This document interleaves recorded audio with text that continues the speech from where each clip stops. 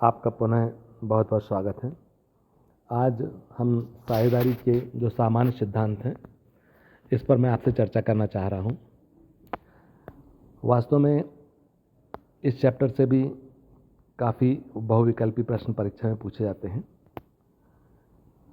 इसमें सबसे पहला प्रश्न आपको दिया है कि साझेदारी संलेख के अभाव में लाभ हानि का विभाजन होता है।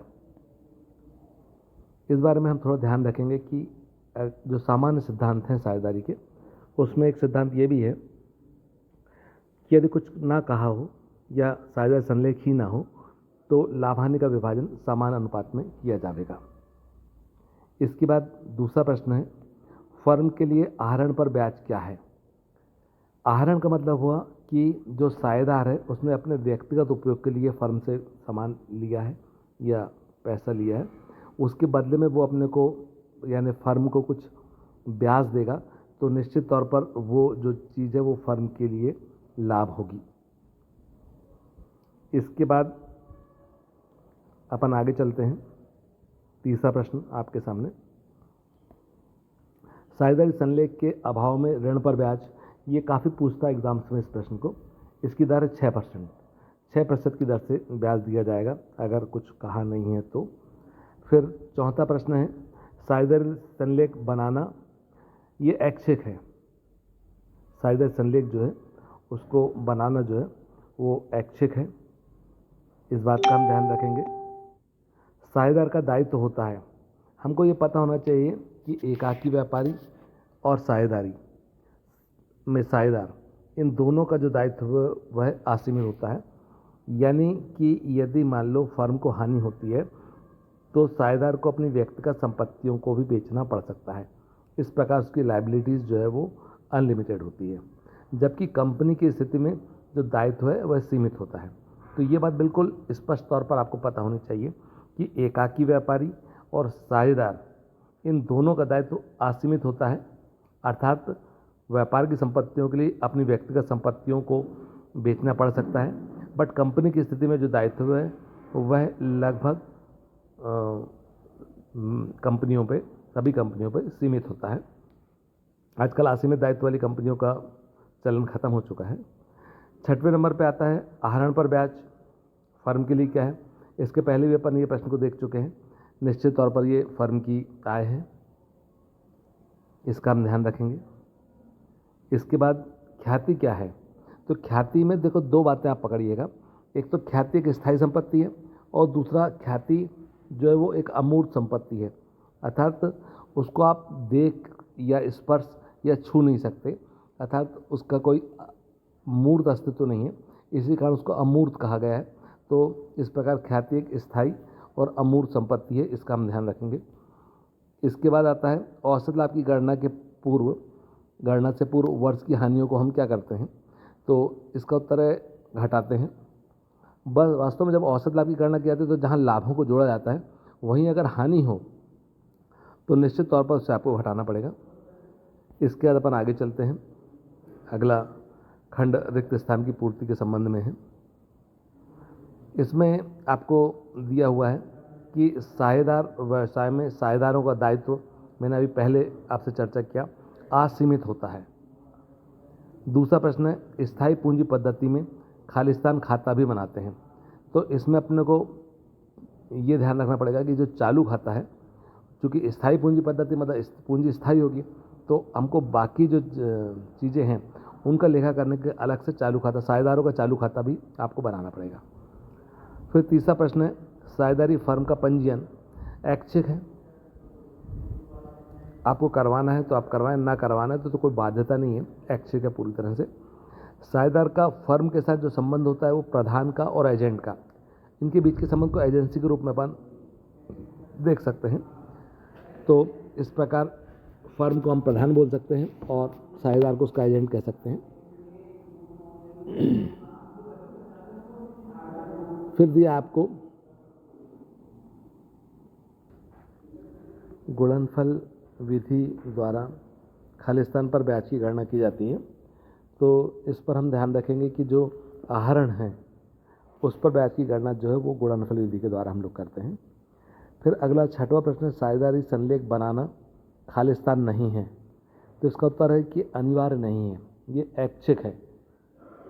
7वें नंबर में अधिलाभ वह लाभ होता है जो सामान्य लाभ से अधिक, अधिक का मतलब, अधिलाभ का मतलब ही है अधिक लाभ। अधिलाभ का सूत्र होता है कि वास्तविक औसत लाभ माइनस साधारण लाभ।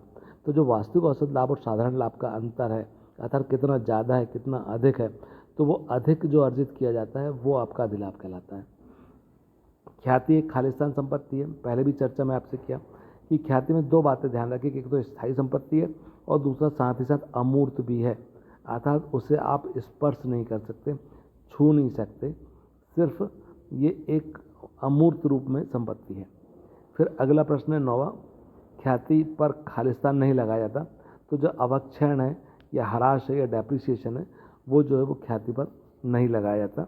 इस बात का हम ध्यान रखेंगे। इसके बाद हम आगे चलते हैं सत्य और असत्य की ओर। सत्य और असत्य के अंतर्गत दिया है आपको पहला प्रश्न कि साझेदार में प्रत्येक साझेदार का दायित्व सीमित होता है, तो ये असत्य है। दायित्व जो है वो असीमित होता है, जैसा पहले भी मैं चर्चा किया कि एकाकी व्यापारी और साझेदार दोनों का दायित्व जो है वो असीमित होता है। दूसरा प्रश्न है साझेदारी संलेख के अभाव में पूंजी पर ब्याज देना आवश्यक है, तो ये असत्य है। अगर साझेदारी संलेख में नहीं लिखा है तो फिर पूंजी पर ब्याज देने की आवश्यकता नहीं है। तीसरा प्रश्न है साझेदारी व्यवसाय में अधिकतम सदस्यों की कोई संख्या नहीं है, ये भी असत्य है। उसमें दिया गया है कि साझेदारी व्यवसाय में अधिकतम कितने सदस्य होंगे, इसका उल्लेख किया गया है। चौथा प्रश्न है साझेदारी संलेख बनाना अनिवार्य है, ये भी असत्य है। साझेदारी संलेख बनाना ऐच्छिक है पूरी तरह से। फिर उसके बाद पांचवा दिया है साझेदारी फर्म का पंजीयन अनिवार्य नहीं है, ये बात सत्य है कि साझेदारी फर्म का पंजीयन कराना जरूरी नहीं है। छठवें नंबर में दिया ख्याति एक अमूर्त संपत्ति है जिसका यथाशीघ्र अपलेखन कर देना चाहिए, ये बात भी बिल्कुल सही है। एक अमूर्त संपत्ति है और जब बैलेंस शीट में इसको दर्शाया जाता है तो प्रयास बात किया जाता है कि जल्द से जल्द इसको राइट ऑफ किया जाए। सातवें नंबर में दिया ख्याति एक स्थायी संपत्ति है। हम सब इस बात से भली भांति अवगत हैं कि ख्याति न केवल स्थायी संपत्ति है बल्कि एक अमूर्त संपत्ति है। आठवां दिया एकाधिकार ख्याति में कमी करता है, ये असत्य है। एकाधिकार से ख्याति बढ़ती है। जैसे मान लो आपके एरिया में जिसके पास गैस एजेंसी है तो निश्चित तौर पे सब लोग उसको पहचानते हैं कि उसके पास उस चीज़ की एजेंसी, वहीं जाना पड़ेगा, तो एकाधिकार से ख्याति में वृद्धि होती है। फिर 9वां है कि ख्याति एक बिक्री योग्य संपत्ति है।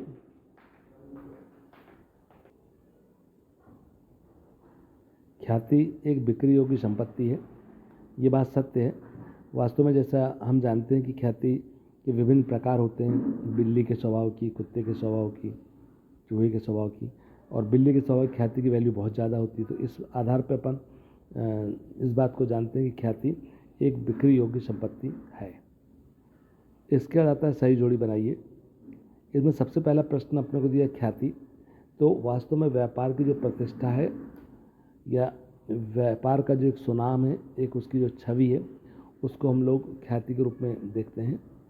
फिर नंबर 2 पे आता है लिखित समझौता।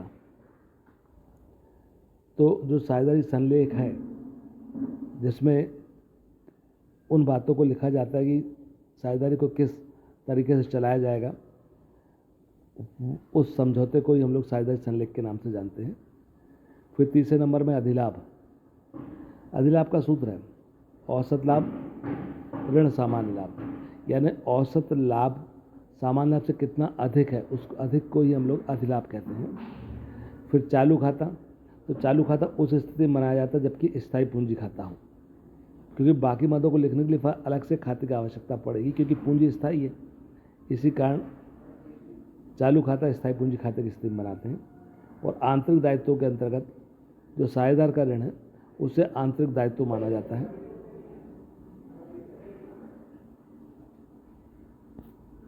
इसके बाद अपन देखते हैं एक शब्द या वाक्य में उत्तर दीजिए। इसमें पहले नंबर पे दिया है अपने को पूंजी खाता जिसका अंतिम शेष प्रतिवर्ष बदलता रहता है। जिसका अंतिम शेष बदलेगा उसको परिवर्तनशील पूंजी खाता कहा जाएगा। फिर दूसरा प्रश्न है ख्याति किस प्रकार की संपत्ति है। हम सब भली भांति अवगत हैं कि ख्याति न केवल स्थायी संपत्ति है बल्कि अमूर्त संपत्ति भी है। तीसरे नंबर में है कि वे व्यक्ति जो एक दूसरे के साथ साझेदारी में सम्मिलित हुए हैं उनको सामूहिक रूप से क्या कहा जाता है। इसके पहले मैं आपसे चर्चा किया, तब अपन ने चर्चा किए थे कि साझेदार और फर्म के बीच एजेंसी का संबंध होता है और जो साझेदारी में सम्मिलित लोग हैं वे साझेदार कहलाते हैं सामूहिक रूप से। चौथा प्रश्न है, साधारण साझेदारी व्यवसाय में साझेदारों की अधिकतम संख्या कितनी होती है। पहले ये संख्या 20 थी, लेकिन वर्तमान में ये संख्या 50 है साधारण साझेदारी की स्थिति में। पांचवा प्रश्न है, साझेदारों द्वारा व्यवसाय से निजी प्रयोग के लिए निकाली गई पूंजी क्या कहलाती है।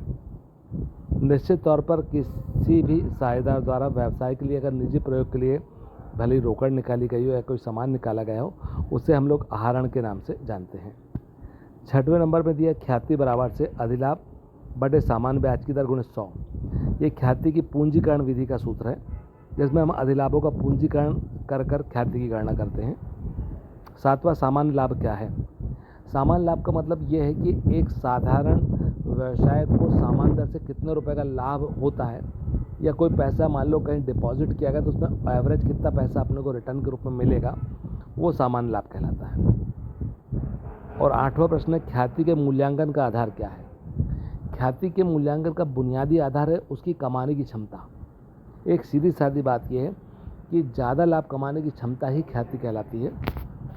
इस प्रकार से साझेदारी के जो सामान्य सिद्धांत हैं उन पर हमने चर्चा की और मुझे लगता है कि आप लोगों को बातें समझ में आई होंगी। आप लोगों ने ध्यानपूर्वक इसे सुना और इसका आपको लाभ मिलेगा ऐसी मैं अपेक्षा करता हूँ। आप सभी का बहुत बहुत धन्यवाद।